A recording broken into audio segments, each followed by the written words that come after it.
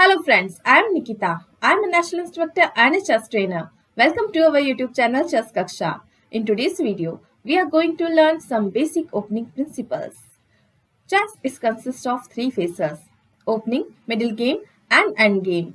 The first phase is called the opening, which consists of 8 to 10 moves. So, many beginners ask how to start out the chess game. So you should know these basic opening principles because some chess players get difficulty in opening because they are not familiar with these opening principles. So let's learn this principle so that you can play any opening confidently. So let's take a look. Our first aim should be to control the center. The most important square on the board are these four green square in the middle. This area is called the center. We should aim to control the center and to place our pieces in the center. When we control all four of them, we can dominate the board. And you can see the red highlighted are extended center. So, these squares are excellent squares for our pieces to be located. So our first move of the game should control some central squares in the opponent territory. That is e5 or d5. So we will move e4. With this move, white has controlled one square in the center, that is d5, and one square in the extended center, f5. It is an excellent move as it opens the path for our bishop on f1. Now, what should black move? Black should move e5. Black replies e5. White has which has all the same qualities as white e4. Black is fighting for the center by controlling this d4 square. Now, white move knight to f3. This move is threatening the e5 pawn and control d4 square. White is preparing castling by developing his kingside pieces.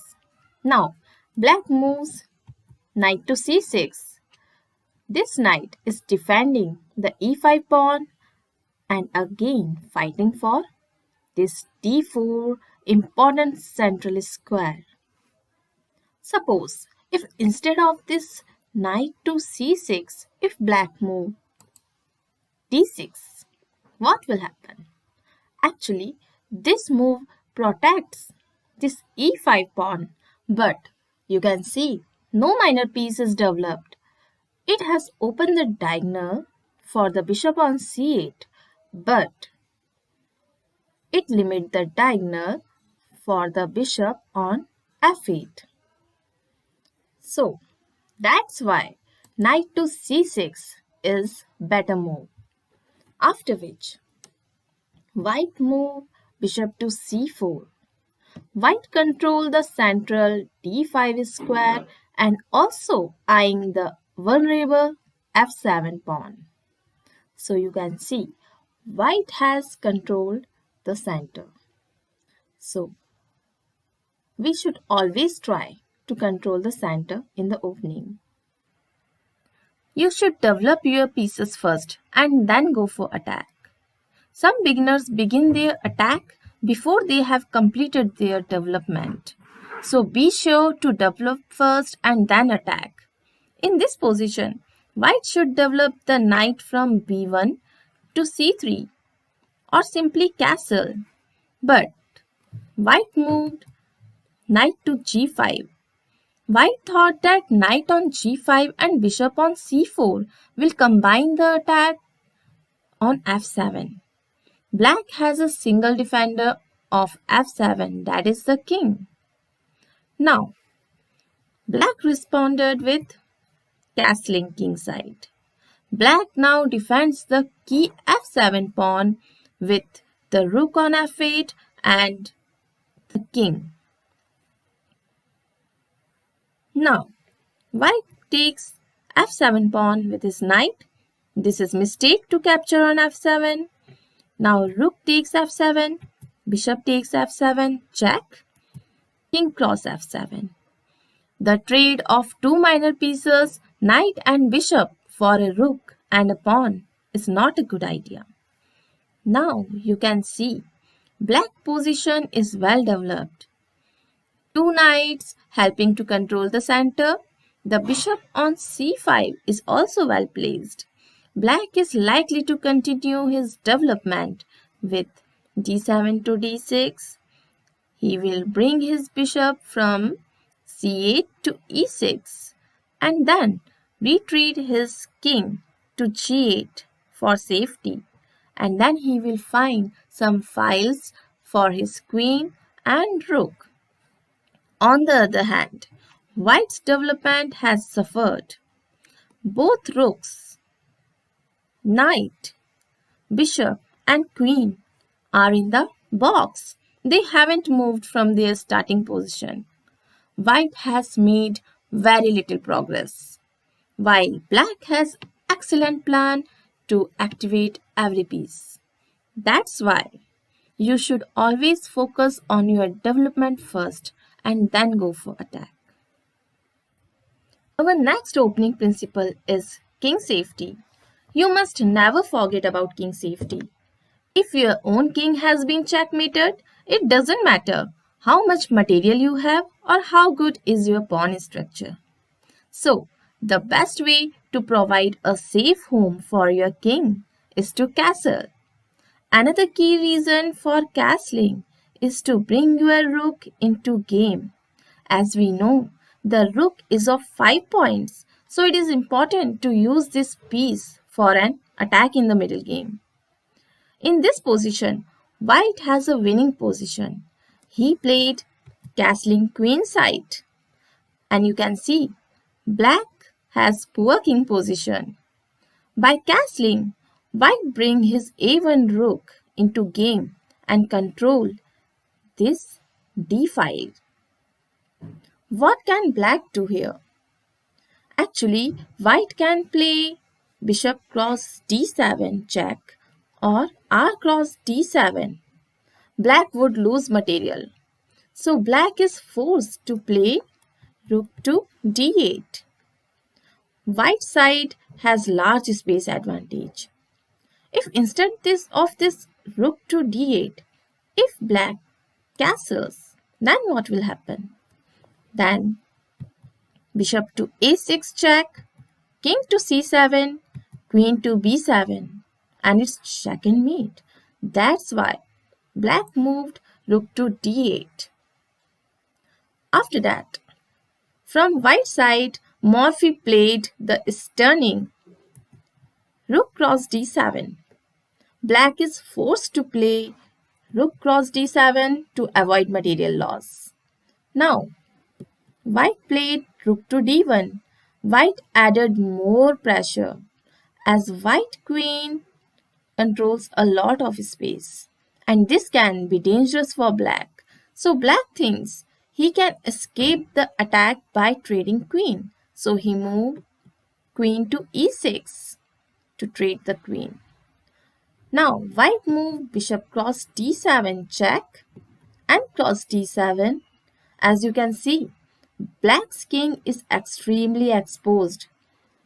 And also, white pieces have been developed. Black still has bishop on f8 and rook on h8, not developed. Especially, the black rook on h8 is useless. Black never had time to castle in the game. As a result, will having a losing game. That's why it is very important to castle as soon as possible for the king's safety and to activate your rook. We should always avoid early development of queen. Beginners often develop the queen early in the game to deliver an early checkmate. But this can expose the queen to attack by opponent's weaker pieces, and this can cause player to lose time. So we will understand this with a game. e4, e5, queen to g4. As you can see, white has developed his queen early in the game. How black will punish him? d6, discovered attack. You can see now black bishop is attacking white queen. It is forced to move his queen. Queen to h5. Another attack with knight to f6. Queen to f3. Now black will move bishop to g4, attacking the white queen again. Queen move to a3. d5. Another discovered attack on queen. Now queen move to a5. Knight to c6, attacking the queen again. Queen move to a4. And you can see white has only developed his queen, leaving him far behind. On the other hand, black has followed the development principles and bringing three minor pieces into play and constantly harassing white queen. That's why it is suggested not to develop queen early in the game. Let's revise opening principles with a game. White move e4. Our first opening principle. Move the central pawns so that you will gain the initiative in the center and will have good space. You should always try to control or occupy the center. Black move e5. White move knight to f3. The second principle. Develop minor pieces. You should always develop your knight before bishop. Why knight before bishop? Because you can see the knight on f3 is attacking the pawn on e5, and it is also supporting the later move d2 to d4, which is a very important move. And it also helps to preparing for castling by clearing a square between the king and h1 rook. If white develop bishop before knight, so it does not help white to control the center. Now black move knight to c6, bishop to c4. Now white has developed his another minor piece, bishop. Bishop to c5. Both players have moved their central pawns and developed minor pieces now. After this, white moves c3, knight to f6, d4. Now white is controlling the center with his central pawns on d4 and e4. E cross d4, c cross d4, bishop to b6, d5.